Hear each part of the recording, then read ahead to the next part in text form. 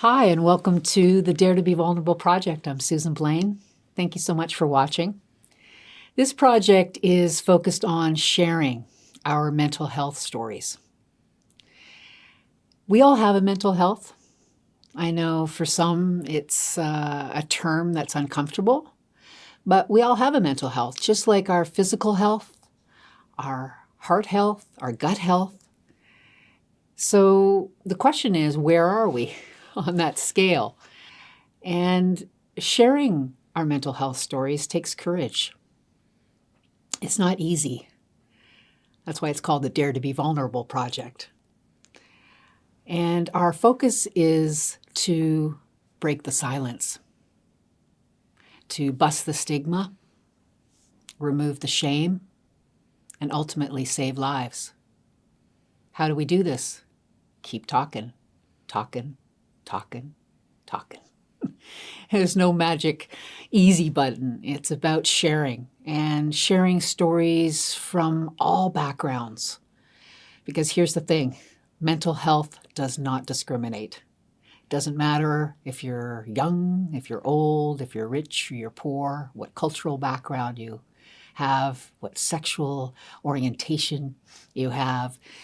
It's a level playing field when it comes to our mental health. And we've all been through a lot in the last little while, and it's important now more than ever to keep these conversations going. These stories matter. Your story matters. Your story has the power to save a life. So I'm creating these conversations with wonderful people. I've got a great guest here today with me. Her name is Lisa MacLeod. And Lisa, what I like to do is give a little bit of background on who is sitting in the chair next to me, who is courageous enough to have a conversation, and a little bit about what they do, but who they are as a human being. So I like to say that, she's also a professional. She's a professional politician. She's a member of provincial parliament, Ontario provincial parliament, and has been the longest standing provincial parliament member for Nepean in Ottawa. She's a mom. She's a wife. She's a sister. She's a daughter. And she lives with bipolar disorder. So please help me welcome Lisa MacLeod. Thank you so much, Susan. I'm so glad you're here. I'm happy to be here. You are such a visionary, and a lot of people talk about mental health being health, and it's okay not to be okay, but you really are putting your mind, your effort, your commitment where your mouth is, and I really do appreciate that. And I think that of all the courageous conversations you're going to have, the big leader in all of this will be you, and I think that we'll see that at the end of these series, and very, very proud of you. Thank you so much. Well, I live with mental health challenges. I live with depression and anxiety disorder, and I've been sharing that every day, so it gets easier and easier. But it's so important for us to talk about it because so many people are struggling in silence, right?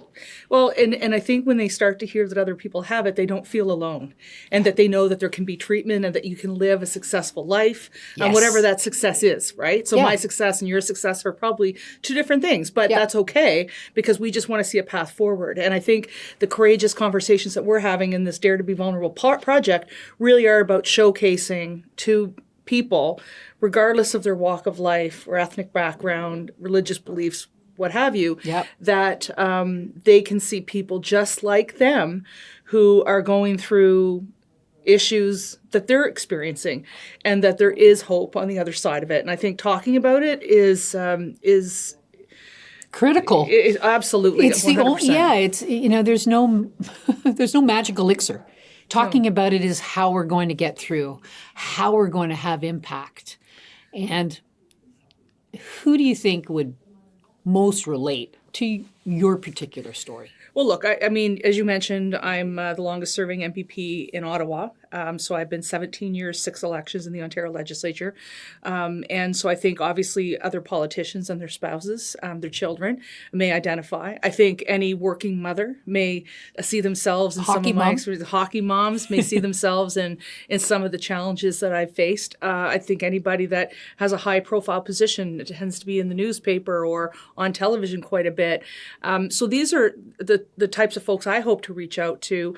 I know, for example, after my disclosure in 2015 of going through depression, and then my most recent disclosure of understanding that it is actually bipolar and not unipolar, that many members of the Legislative Assembly have come over to me to talk.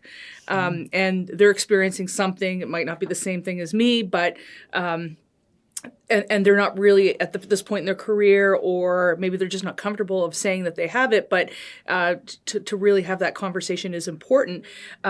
I'm also finding out that there are many spouses, they're losing their spouse for part of the week, a majority of the week, to another place. They could live in Northern Ontario, Ottawa, Southwestern Ontario, and their spouse is in Toronto 4 or 5 days a week, and which has been a big change for that family. So I think that, being candid about it, being open and honest is only going to make the next person's life a little better. And there's one line in the legislature once that, and I really view you as one of those people, is there are trailblazers in this world. But then there's also people who go ahead and widen the trail. And I think that you're a trailblazer, but you're bringing so many people along with you that we're helping you widen that trail at the same time. And so that's what I view my, I don't want to say reason, or I don't want to say contribution. Yeah, I guess it's my raison d'etre. Your raison d'etre. Yeah, like is really just to have that in the open. Yeah, I love that. And I know you mentioned 2015.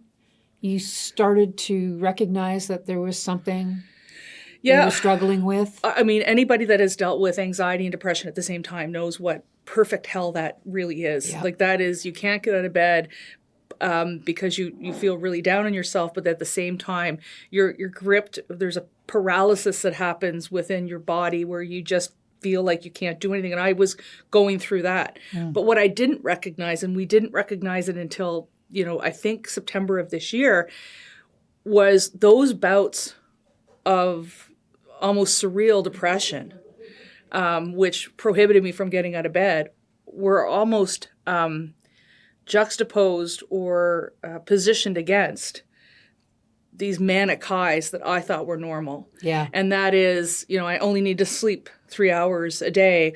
I don't need to eat. Who in the hell needs food? Water. Why would I want to you drink water? I just got to keep going, and I'll have my tea, and then I'll be fine. And then I go for a run, and I would do these things that, I look at it now. It's almost very hard, because when I was in mania, like, that's what I thought was my normal. Yes, of course. Well, it's delusion, right? Yeah. Yeah. And I get that. And I know you're very fresh. We're having this conversation. A lot of folks that I'm sitting down talking with have had lived experience for a little bit longer than you have. Yeah. So I really admire your courage and thanks. Stepping up and using your voice. And I know you're used to that, but this is different. And I like to give hope, because we are navigating through. Yep. Right? We're identifying it, we're speaking it, we're saying it. And what are some of the things that help you? Well, look, I was resistant in 2015 when I was dealing with depression to medication. I can't live today without medication. I need to take lithium. I need to take an antidepressant, and I need to take anti-anxiety. It's just what happens, and I'm proud to say that now. Like, I was so resistant to it, but I'm very open to it now, because it stabilizes me, and I'm a better person when I'm at this stage. Yeah. The second thing is, I have really begun meditation. And I've been doing it for about 4 years, but not like this. That it's really central to how I wake up in the morning, how I go to bed at night, and whenever I feel stressed, I try to set myself back. And so I've been experimenting with a variety of different things. Like I went through prayer meditation with Buddhist monks just outside of Perth here in Ottawa. I have begun some traditional Chinese medicine, so different things from other cultures that might help soothe and help me heal. Yeah. And the final thing, and this was going to sound really strange for a politician, but I've stopped listening to the news. I love that. And part of it is I didn't want to see all the negative things people would say about me or some of my colleagues who I consider my friends and who I see a different side of. But the other thing is it really is depressing. It is. And, I remember the late, great Max Keeping always making sure that there was something good on the news and something positive. And we've become a society now, and I gather it must have started in the United States, but it seems to be going around now, where it's so easy for people to want to tear others down. Yeah. And so the online harassment, the bullying, the intimidation is something I'm just not interested in seeing anymore. And so that has helped me. Well, and it's also a trigger. Yeah. I haven't watched the news. Are you ready? Yeah. In over 30 years. Oh, wow. Because I'm a sensitive soul. Yeah. And because it's a slippery slope for me to fall into a depression.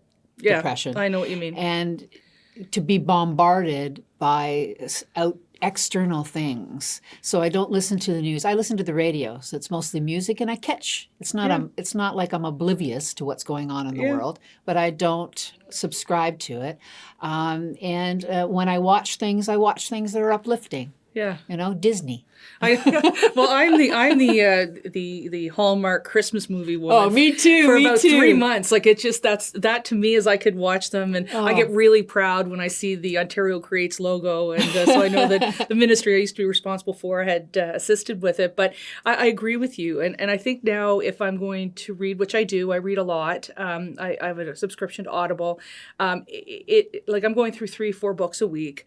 I'm listening to podcasts, things that I will learn from. Yeah. And people that I can admire and can inspire Yeah. us, right? To be more, to step up, to step out. I mean, I think that ingesting positive information, however you take it in, is really, really important. And a lot of us that are struggling need to look at what we're allowing ourselves to, what time we're giving to negative things, because it's having an impact on our struggles. And also your mental health becomes your physical health. Yes. And, I found in my case, like I have also a metabolic disorder, which actually creates a bit of a problem for me on what type of medication I can actually take, because I don't want it to interact badly. But I think it's important when whatever we're putting into our mind and whatever we're putting into our mouth is actually going to not just manifest in a mental health model, but also a physical health model. And so I think that the conversation we're having right now speaks to the mental health issues, but I think it also speaks to some physical issues that some of us deal with as a result of non-optimal mental health. Yes, it's all connected. I would it really say, is. Yeah. I thank you so much. Thank you. For speaking, for using your voice, for sharing, for being an example for women, for moms, for politicians. Well, thank you. It means a lot. And I'm really proud of you. And I think there needs to be more people like you, Susan, that share not only their diagnosis, but their vision and help to be able to help other people. And this truly is a grassroots movement, and I couldn't be more proud than to call you a friend and to watch you grow through and this process. be on our board. Yes, absolutely. Yeah, thank you so much. Yeah.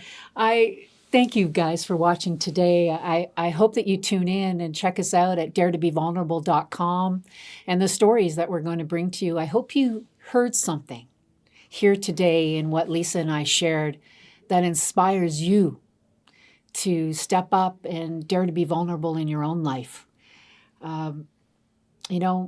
Mental health is health, and it's something that we all share. It doesn't discriminate. It's a human thing. And thank you again for tuning in. See you next time. Bye for now.